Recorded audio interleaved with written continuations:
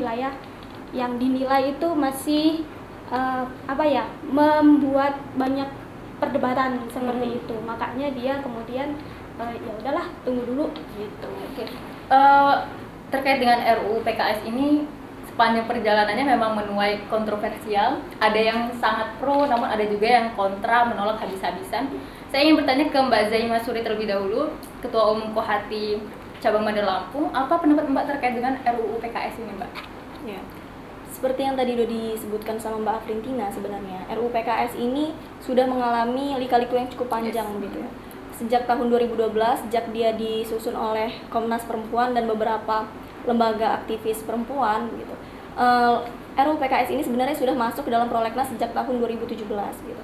Tapi kenapa sampai 2020 dia diberhentikan gitu kan? Itu kan karena memang ada pro dan kontra yang sebelumnya melatar belakangi gitu. Padahal sebenarnya kita harus paham dulu gitu. Kenapa RUU PKS ini sampai disusun menjadi draft gitu. Kenapa sampai RUU PKS ini diusung gitu kan. Ini karena adanya urgensi kebutuhan perempuan terhadap undang-undang ini. Yang sebelumnya perempuan itu tidak di-cover kebutuhannya, seperti misalnya kebutuhan korban pelecehan seksual untuk direhabilitasi, kemudian fasilitas-fasilitas lainnya. Dalam RUU PKS ini semuanya diatur begitu.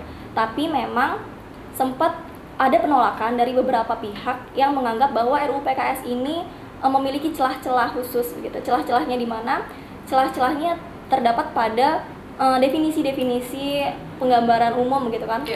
Penyebutan apa sih sebenarnya kekerasan seksual, apa itu pelecehan seksual dan lain-lain, sehingga akhirnya menimbulkan satu opini masyarakat yang menganggap bahwa RUU PKS ini justru cenderung anti-Islam. RUU PKS ini justru terlalu liberal, ya, pro zina begitu kan. Ya, itu yang marah. Padahal yang harus kita pahami bersama, RUU PKS ini punya tujuan yang baik begitu. Seandainya memang dia ini memiliki kekurangan dalam beberapa hal, beberapa aspek, toh dia pun masih dalam bentuk draft, masih dalam bentuk belum dibahas gitu ya Mbak Afifina ya. Belum dibahas gitu. Harusnya yang kita bentuk adalah kekompakan masyarakat untuk mendorong, oh ayo kita bahas ini segera gitu. Karena apa? Kita butuh ini gitu. Selama ini banyak sekali kasus-kasus kekerasan terhadap perempuan yang nggak tercover oleh undang-undang KUHP. Karena apa? Biasanya mereka butuh saksi, butuh bukti. Sedangkan kasus-kasus pelecehan seksual biasanya tidak ada saksi. Kalau memang ada saksi, harusnya nggak terjadi dong. Kalau misalnya ada seorang yang diperkosa, ada yang melihat, apa mungkin akan terjadi? Kan enggak gitu kan. Nah, hal-hal inilah yang miss, yang tidak ditangkap oleh mungkin teman-teman di legislasi kita gitu ya. Dan ini hal-hal yang saya cukup miris begitu ya. Karena apa? Itulah kenapa ada tagline woman vote woman, seperti kan, perempuan memilih perempuan gitu. Karena apa? Memang perempuanlah yang mengerti kebutuhan perempuan. Harusnya teman-teman perempuan di legislatif itu menyuarakan, ini harus kita saling mendorong begitu loh. Tapi pada kenyataannya apa? Justru mereka tidak terasa gitu loh. Saya ngerasa ada keabsenan itu lagi lah, keabsenan dari teman-teman legislatif yang khususnya perempuan gitu, tidak turut menyuarakan kebutuhan-kebutuhan perempuan yang ada di masyarakat. Jadi sangat disayangkan ada perempuan yang sudah masuk di legislatif tapi tidak menyuarakan kebutuhan sesama perempuan seperti itu Mbak. Jadi bisa saya simpulkan bahwa Mbak Zaimah Suri pro untuk undang-undang PKS segera disahkan. Iya. Apakah pernah dikaji di dalam Kohati sendiri Mbak? Ya. Undang-undang ini.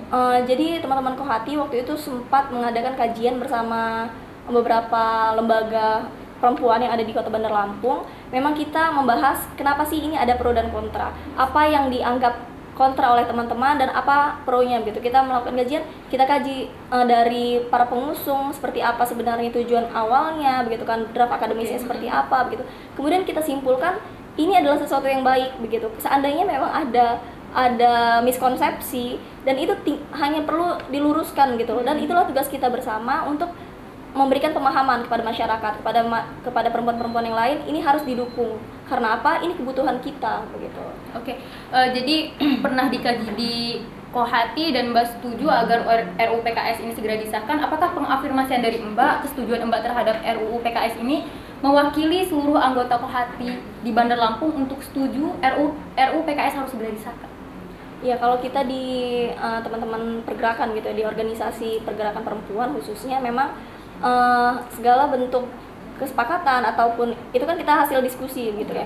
Jadi diskusi itu ya suara lembaga kita bersama gitu. Jadi Kohati cabang Bandar Lampung setuju untuk segera disahkannya RUU PKS. Iya, Seperti itu, Mbak. karena itu kebutuhan kita. Oke, saya kembali ke Mbak Anggun.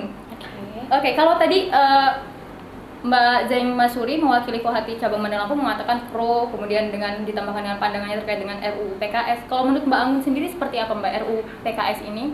Dan kemudian apakah pernah dikaji di organisasi PMI juga, di Kopri ya, Kopri? Apakah pernah Mbak dikaji kemudian bagaimana? Terima kasih kepada Mbak Yulita. Sama pendapat saya dengan Mbak Afrina dan juga Mbak Yunda Adis tadi, bahwasanya RUU PKS memang sangat penting buat kita kan. Kenapa saya bilang kan sangat penting gitu? RUU PKS ini tujuannya bukan menghapus ya, karena kayaknya nggak ada ya undang-undang yang bisa menghapus kekerasan seksual gitu. Artinya RUU PKS ini hanya menekan bahwasannya kekerasan seksual itu tidak baik kayak gitu. Ada hukumnya dan sebagainya gitu. Yang tadi kalau Mbak Yulita bilang kita sudah mengkaji atau belum, sama kita mengkaji, saya beritahukan bahwasannya dari tingkatan atas Kopri, dari Kopri PB sampai di bawah kita memang mengkaji, dan itu ada lagi nanti part kedua yaitu tanggal 15 itu bahwasannya gerakan nasional kita koordinasi secara nasional untuk membahas tentang RUU PKS yang karena kemarin benar sempat dibuat sontak kaget bahwa dia keluar dari prolegnas kan gitu. Tidak menutup kemungkinan dong dia bisa lagi masuk ke prolegnas 2021. Nah, gimana caranya kita gitu kan, perempuan-perempuan yang hari ini kita bersatu gitu, bersatu menyuarakan aspirasi kita agar didengar sama pejabat-pejabat tinggi yang katanya pembahasan RUU PKS itu sangat sulit untuk dipahami gitu. Ini bercerita sedikit. Kadang-kadang juga kita sudah berjuang gitu kan, terus itu dilemahkan.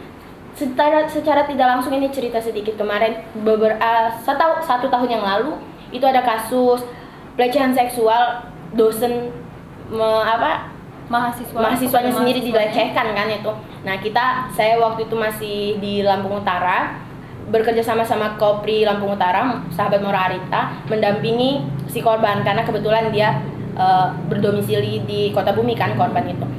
Yang membuat sontak kami kaget itu ketika kami berdiskusi dengan beberapa dosen di kampus itu dan juga beberapa pihak terkait, ada perkataan yang membuat kami kaget.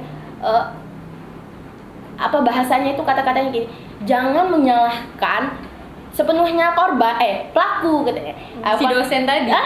Kata dosen tadi kan. Ada pas kita lagi kumpul itu kan, jangan menyalahkan sepenuhnya pelaku, tapi kita lihat terlebih dahulu bahwasanya korban ini gimana kesehariannya gitu. Tanda kutip dia ini kayak penggoda kayak gitu kan. Sontak kami kaget dan langsung dijawab sama